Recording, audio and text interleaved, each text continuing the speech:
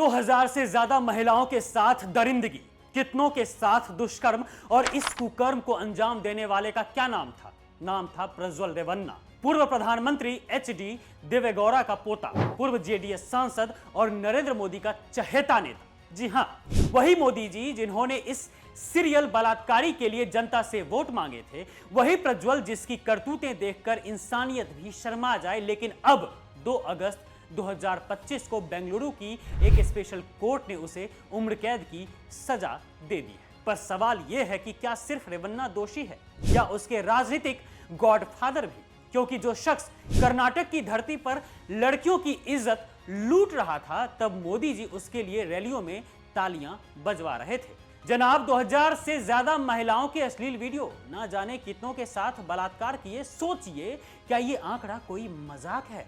नहीं है। प्रज्वल रेवन्ना कोई आम नेता नहीं, ये वीवीआईपी बलात्कारी था जिसका संरक्षण था सीधे प्रधानमंत्री के स्तर से। लेकिन सच को दबाया नहीं जा सकता। एक ना एक दिन सच सामने आता है, जिससे सारी असलियत सामने आ ही जाती है। 2021 में हासन के फार्म हाउस और बेंगलुरु के आलीशान घर में एक 48 साल की घरेलू मेड के साथ बलात्कार, और वो भी रिकॉर्ड किया गया। पीड़िता की साड़ी का डीएनए टेस्ट, वीडियो में महिला की चीखें और कोर्ट में 123 सबूतों की गवाही।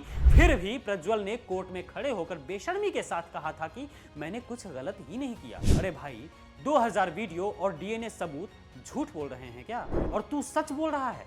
वाह, क्या आत्मविश्वास है ना।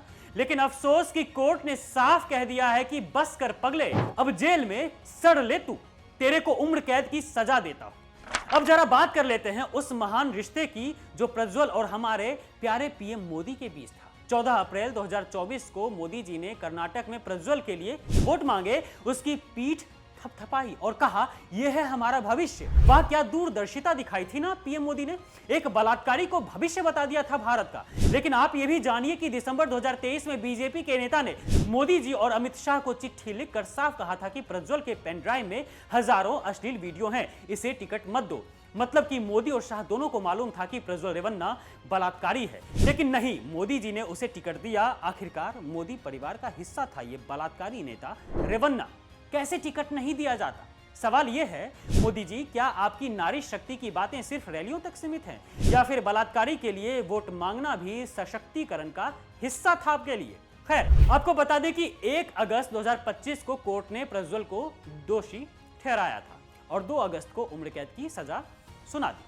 कोर्ट ने रेवन्ना पर 10 लाख रुपए का जुर्माना लगाया, साथ ही पीड़ित को 7 लाख रुपए का मुआवजा देने का भी आदेश दिया है। पर बात तो यह है ना कि क्या यह सजा उन हजारों महिलाओं का दर्द मिटा देगा? प्रज्वल रेवन्ना जैसे कुकर्मियों के लिए तो एक ही सजा बनी है जनाब, फांसी की सजा।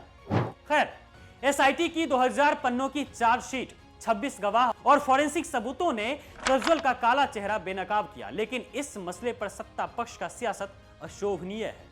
तो ये था प्रज्वल रेवन्ना का सच, ये थी पीएम मोदी के साथ उसके रिश्ते की सच्चाई, जिसे कोर्ट ने उम्र कैद की सजा सुनाई है। सवाल ये नहीं कि प्रज्वल जेल में है, सवाल ये है कि ऐसे लोग सत्ता के करीब कैसे पहुंच जाते हैं। और हाँ दोस्तों, आपसे भी एक बात कहना चाहूंगा कि अगली बार जब कोई नेता नारी शक्ति की बात करे तो जरा उनके चहेतों की कुंडली भी चेक कर लीजिएगा, क्योंकि सत्ता की चमक में सच अक्सर छुप ही जाता है।